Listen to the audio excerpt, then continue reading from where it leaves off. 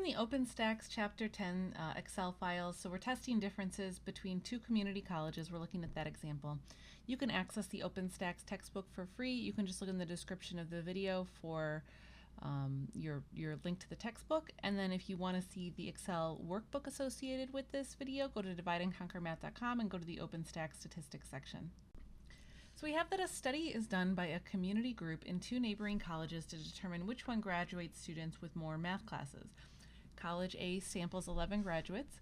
The average is 4 math classes with a standard deviation of 1.5 math classes. College B samples 9 graduates. Their average is 3.5 math classes with a standard deviation of 1 math class. The community group believes that a student who graduates from College A has taken more math classes on the average. So both populations have a normal distribution tested at a 1% significance level. Okay, so I have put on here, just to help us out with this example, just two of the relevant formulas that we're going to need. And then one thing that you really need to know, you need to have it written down somewhere, is you do need to know what your hypotheses are. So in this case, since we think College A has more math classes than College B, that's what I'd want as my alternative hypothesis, and then we can just back into what our null is. So this is what I want to test. You do need to know this because this is going to impact kind of how we set up our distribution. And so now that I know this, and like I said, I would probably have this written off like on my piece of paper, not necessarily on my Excel file, but I want to make sure that it's obvious kind of where we're going with everything. Okay, so anyways, so from here, now I need to write out what data is given to me. And in this case, what I'm going to do is I'm going to kind of organize this. So I have College A versus College B. So I'm going to have my N, my mean, and my standard deviation for these. So from College A, we sampled 11 graduates. The mean was 4 math classes and the standard deviation was 1.5. And for College B, we sampled 9 graduates. The average was 3.5 math classes with a standard deviation of 1. And okay, so I'm going to just center all that and make it look nice. Okay, so that's the information that I have been given. And so the next thing I need to do is I want to just calculate my standard error. And so that's this formula here. So you just want to, take your time when you're doing this. So I'm going to take the square root of this standard deviation squared divided by n, and then this standard deviation squared divided by this n, and you can see that I'm taking the square root of all of that. And so I get 0.561833, and then from there I can compute my test statistic.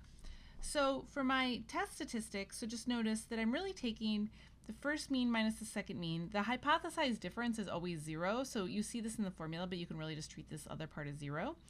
And then you are dividing this really by the standard error, so that's why you want to calculate the standard error first. So I'm going to take the first mean minus the second mean.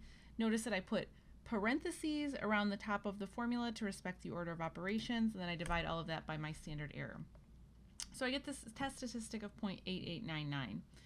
Okay, so the next part of this is we need to know what are our degrees of freedom.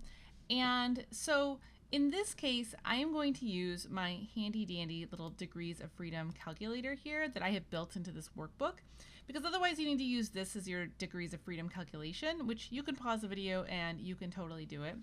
But I have made this nice little calculator where if I just put in my n's and my s's, we'll get everything out that we need. So let's see. So my n for the first one was 11 and 1.5, so it's 11 and 1.5. And for the other school, my n was 9 and my standard deviation was 1. So 9 and 1. And now I see that I get this degrees of freedom out, so I'm just going to go ahead and take that calculation here, and I'm just going to paste that in as a value so that I don't lose it. And now I can go ahead and I can set everything up. So in this case, if we think about what the standard or what the distribution here looks like, so I have students T, and so my test statistic is really someplace over here. This is honestly this situation's not looking, promising to reject the null. So what I'm trying to do here is I'm trying to get the area from this test statistic all the way over to the tail. And we can confirm that because this is clearly a right-tailed test if you look at the alternative hypothesis, so I feel good about this. So from here, I am going to compute my p-value. So for my p-value, so let's see, I'm going to take t.dist.